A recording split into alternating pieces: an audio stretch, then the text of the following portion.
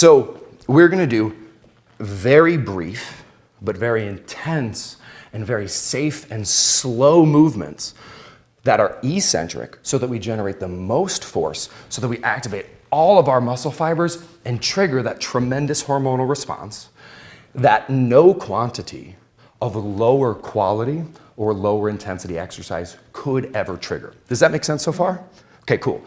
Now the one question you might have is I use the analogy of getting chased by a tiger.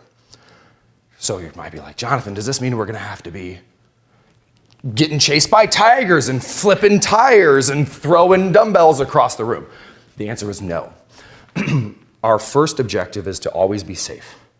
Because if we're not safe, if we injure ourselves, we can't move at all, and that's not helpful. The second thing we want to do is just find ways to safely and slowly add as much resistance to our biggest muscle groups as possible. So we want to work our biggest muscle groups, and we want to work all of the muscle fibers within our muscle groups. So we're going to start with our legs. Now this is really, really important. If you take nothing else away from what we talk about here today, from here down is up to 70% of all the muscle in your body. But like especially men spend about 7% of their time, right? You see all these big arms. Stick leg day. Yeah, you don't want to do that. So, and so this is important because some people they have shoulder problems. They don't, you can still get 70 to 80% of the benefit of everything we're talking about here if you never go above the waist. And you might say, Jonathan, well, but isn't it good to have a strong core? That's all great, but remember, our goal is to trigger a specific hormonal response to lower your set point to help protect you against diabetes. Not that any other goal is bad or wrong. It's just, if you said, Jonathan, I want to run a marathon and be a power lifter, I'd say it's kind of hard to train for both of those at the same time, right? So right now, we're just going to be focused on lowering our set point, hormonal change, reversing diabetes, okay? So we're going to start with our legs, and then our second biggest muscle group is our back. And again, if you ask 10 people on the street, what's a good back exercise? They don't even know, right? And that's your second biggest muscle group. So we have to talk about that. Then we're going to talk about your chest. That's your third biggest muscle group. Then we're going to talk about your shoulders. And then we're actually not going to talk about anything else. Okay. Because if you work your legs, your back, your chest, and your shoulders, you'll have worked about 90+% of the muscle on your body. And I'd rather you spend the rest of your time with your family, with your friends, maybe cooking some healthy, high-quality meals, rather than worrying about whether or not your forearms are getting a good exercise or anything along those lines, okay?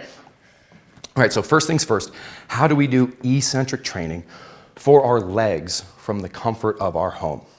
Okay, so the trick with eccentric training is it's not like a new exercise. It's a way to do other exercises. So for example, if we wanted to do a squat movement.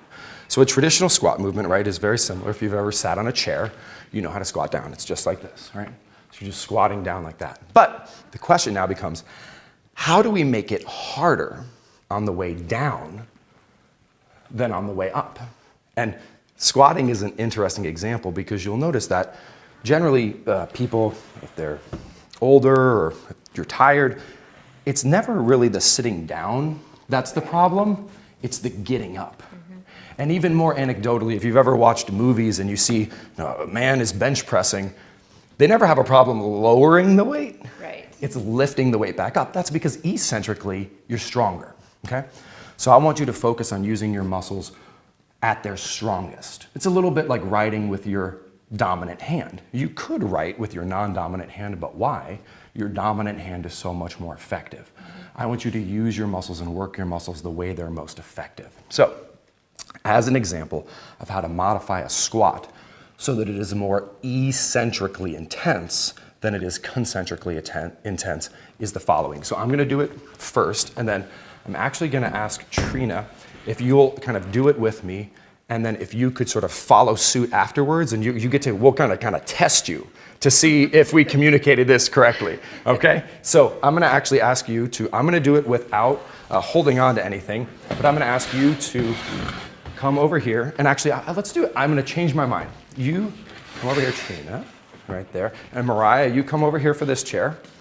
And I would ask that you both use these bikes to stabilize yourself. And can you see me in the mirror? Yep. So I'm gonna actually do it over here. You're gonna watch me in the mirror. And just to be clear, you do not need to do this in an aerobics room, in a gym, using these little bikes, right? I want you to have a chair behind you, just in case something bad happens, so you're not gonna fall. And I want you to have something to hold on to as you learn how to do the movement. It doesn't have to be an exercise bike. I don't want anyone to ride in and be like, can I do this? I don't have an exercise bike. Okay, so the first thing we're gonna do is I just want you to do a regular squat movement. And we're gonna do it on a count of 2. So we're gonna do eccentric down, 1, 2. We're gonna hold it for 2 seconds, and then we're gonna come up, 1, 2. Okay, so just follow with me. 1, 2, hold, 1, 2, up, 1, 2. Okay. The first and most basic way you can accentuate the eccentric portion of a movement is simply by doing the eccentric portion slower. This is what's called time under tension, and we're going to increase the time under tension of the eccentric portion of the movement. So I'm not gonna do it this time because I don't wanna get all sweaty and have my mic fall off. So, and you're gonna start sweating and you're gonna be like, how am I sweating moving so slow? What I'm gonna ask you to do, we did 2, 2, 2. You're gonna do 6, 1, 2. And I'm gonna count it out for you. So you're gonna go down slow for 6, hold it for 1, up for 2. Okay, ready?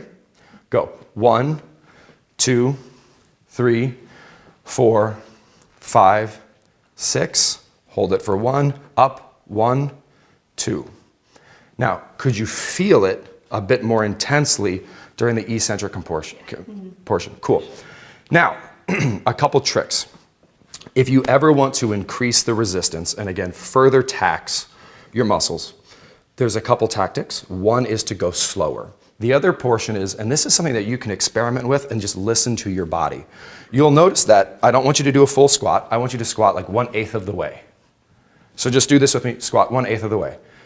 Do you notice how you could probably hold this for 5 minutes with no problem? Okay, so there's easier and harder points of what's called a resistance curve when you're doing weight training.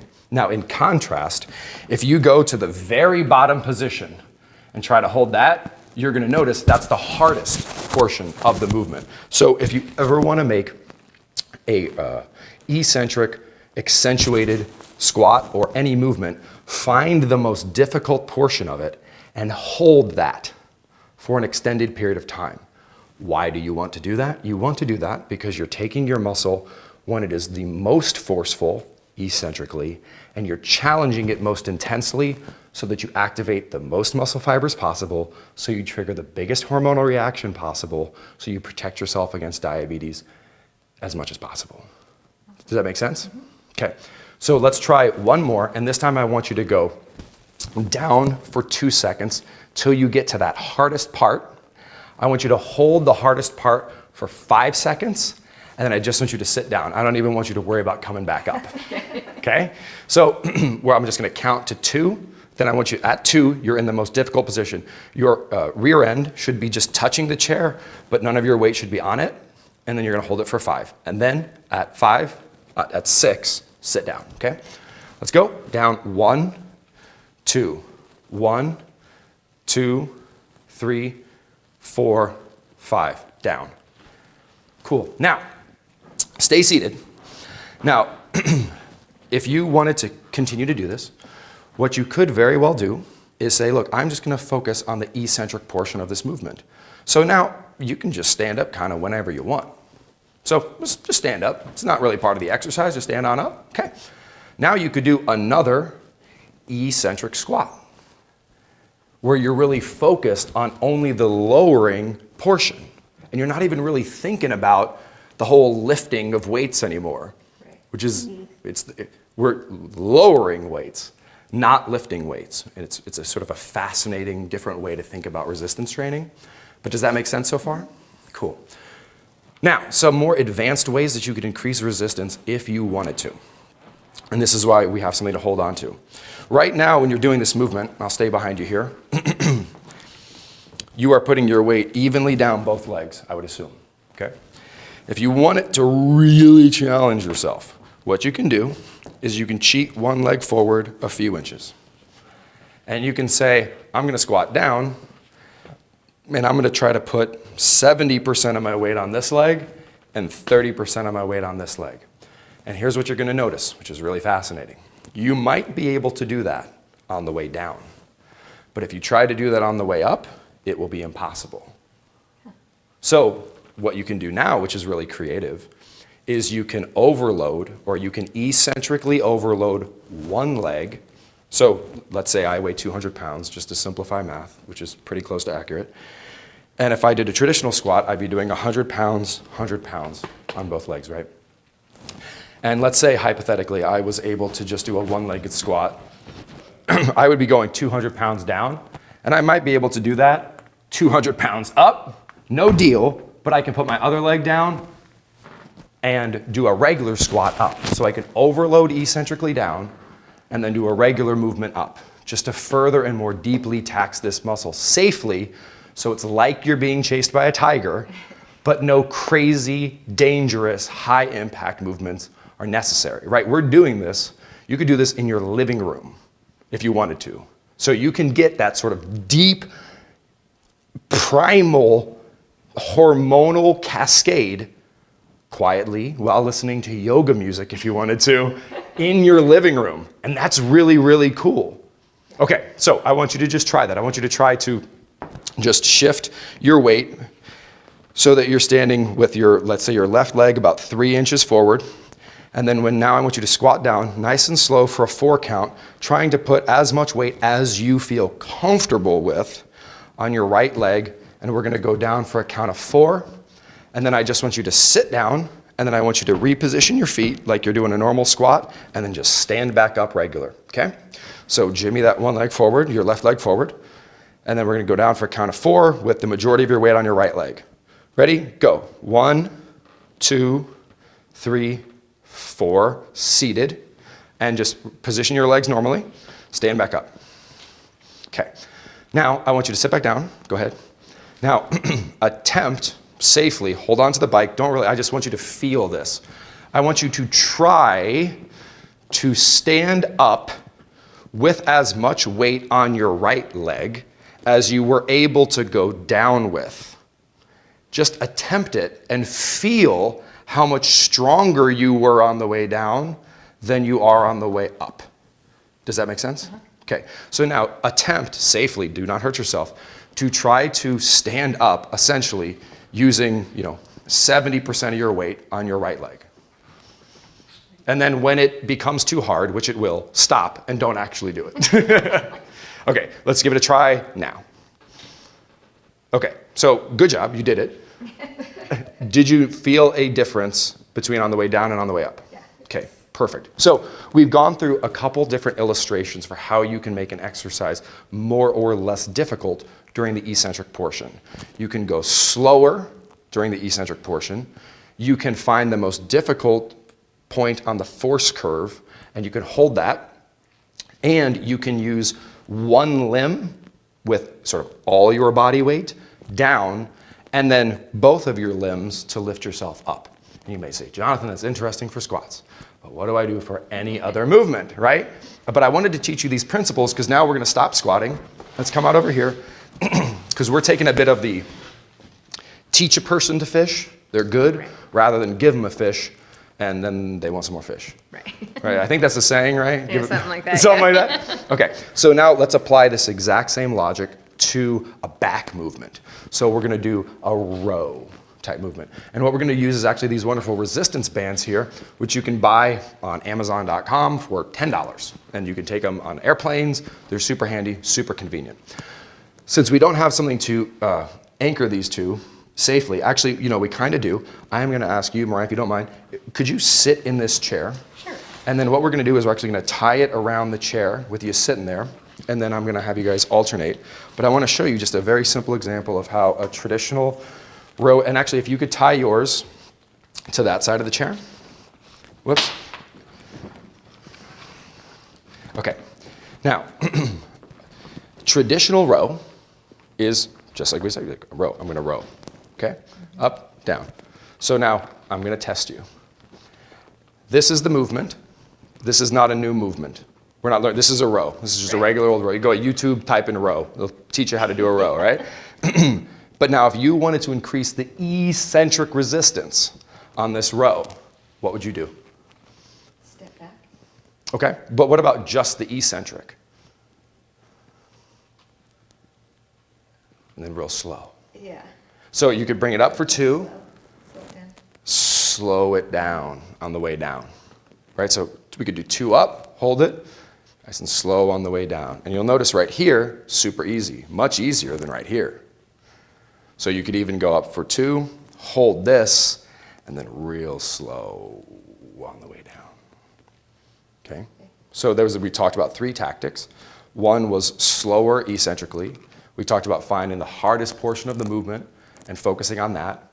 And then we talked about using 2 limbs concentrically, Right. 1 limb eccentrically. So watch this. Okay. So I just took whatever, let's say this is 10 pounds and this is 10 pounds. 10 pounds, 10 pounds, 20 pounds. Okay. And I might not be able to lift 20 pounds, but I can lift 10 and I can lower 20 because I'm 40% stronger on the way down. So give that a try. I want you to just do this right here. Boom. Okay, and back down, rock and roll. I want you to just put them both in one hand like this. And I want you to row it up. Okay? Back down. Cool. Separate it out. Row it back. From here, transfer it over. Bring it down nice and slow. So, another reason this is cool. Traditionally, people stop. You may have heard of the term failure.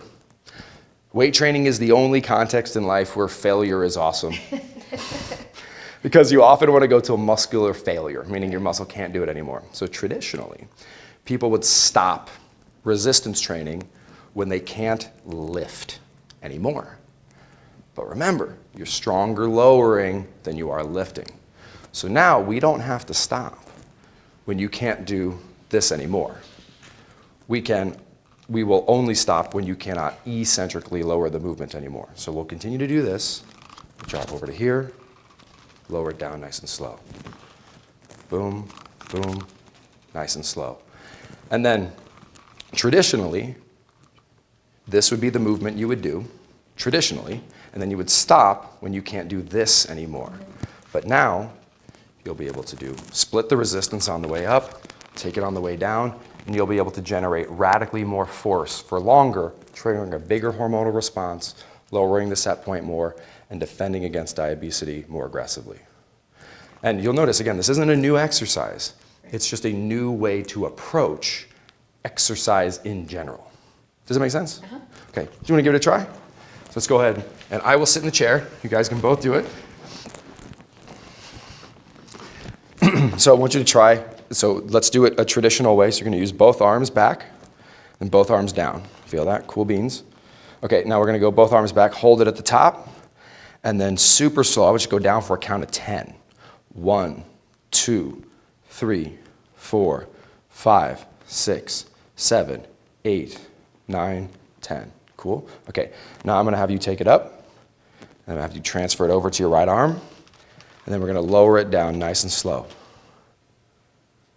And hopefully what you're experiencing is just, this is a whole different way of thinking about movement.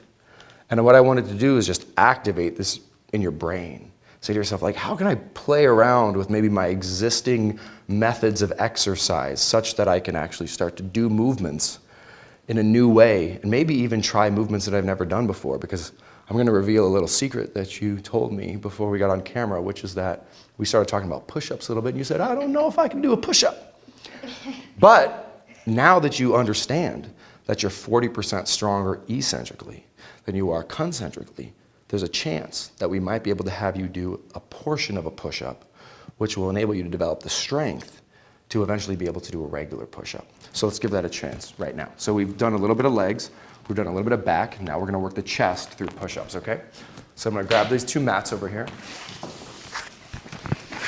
and we'll just lay these out like this, side to side. And if you don't mind, I'm gonna pop in the middle. If you guys could just flank me on either side. And then we're just gonna get down on the mat like this with our knees. If you go ahead and face out this way, okay? So you guys face like this. I'm gonna go out here so that the camera can see me from the side. Okay, so traditionally, a push-up, and I'm just showing examples because I want you to be able to do this in everyday life. A traditional push-up is done like this, right? So eccentric down, isometric, concentric up. Now, for a lot of people, a push-up is not something that they can do comfortably. But possibly lowering themselves down is, and possibly if they put their knees down, they could definitely lower themselves down. So now that we understand a little bit more about how our muscles work, different types of contractions, different impact those contractions have on our hormones, we could say, okay, push-ups are a good way to work my chest muscles. I can't push myself up, but maybe I could lower myself down. So put your knees down, and then I want you to get in a push-up position, which is about your hands are slightly wider than shoulder width apart. And then if comfortable, I want you to slowly lower yourself down. And then you really don't need to worry about pushing yourself up. I just want you to kind of stay down. So just nice and slow, okay? And then however is comfortable for you, just get back up into a normal position, okay? Now, if I asked you to just do a bunch of regular push-ups, you might say, Jonathan, You're crazy. you're crazy, right? But could you imagine if you had 5 minutes on a Wednesday that you could just say, hey, I'm gonna do nice and slow, 6 repetitions of 10 seconds down. And what you will find is that after you do that, you might be able to do, in 3 weeks, 8 repetitions of 10 seconds down. And what you might find is a month later, I'm just gonna lift my knees up and I'm gonna be able to just do this all the way down. And then, if I keep my knees down, I feel stronger. I can push myself up. And what you're doing is you're figuring out ways to unlock and tap into muscle fibers that, and this is amazing, and think about it, it's true. Many of us, because we don't get chased by tigers very much anymore, at least not typically. So there's a chance that we've never worked our type 2B muscle fibers in our entire lives. And those are the most hormonally beneficial muscle fibers in your entire body. So while this might be kind of like a mind-bending, whole new way of thinking about exercise, if you never worked, if this leg was in a cast for your entire life and the muscles never got worked, and then today that cast came off and you were able to work those muscles, how much results could you see and how quickly could you see them? Because you're literally, those muscles are like an untapped gold mine of results in your body. So by figuring out ways for us to do these movements in a safe way that maximizes resistance, we can activate all of our muscle fibers. We can do that very safely, and we can do it in the comfort of our own home, which is incredibly, incredibly cool. And of course, we could talk for hours and hours and hours about how to take, you could literally say, caller, name an exercise. Okay, here's how to do that, focusing on the eccentric portion. But pick any exercise you want, pick any exercise routine you want, and you can increase the quality of it, you can increase the hormonal impact of it, and you can increase your protection against diabetes by focusing on increasing the resistance used during the eccentric portion of the movement. And you will activate muscle fibers that you may have never activated in your entire life. So if you've ever felt, I've tried everything and it hasn't worked, you now know a scientific fact that should give you more hope, I hope, than you've ever had when it comes to exercise, which is there is a category of muscle fibers in my body that are the most beneficial that there's a good chance I have never exercised ever. And that's really, really, really cool. Rock and roll? Yeah. Cool. Any high level questions? You answered them all. Awesome. Well, again, Trina and Mariah, thank you so much for joining me today. I know this was a whirlwind of information, and certainly we'll have some follow-up videos where we show more examples of how to do this with various exercises. But I really, really appreciate your time, and hopefully this was helpful. And hopefully to all our friends out there, this was helpful for you. Again, just like everything else in life, as you can see, we increase the quality of our actions, the quality of our resistance training. We increase the quality of our results, the quality of our life, the quality of our health. You are quality, and you deserve quality. I'm Jonathan Bailor. I'll see you again soon.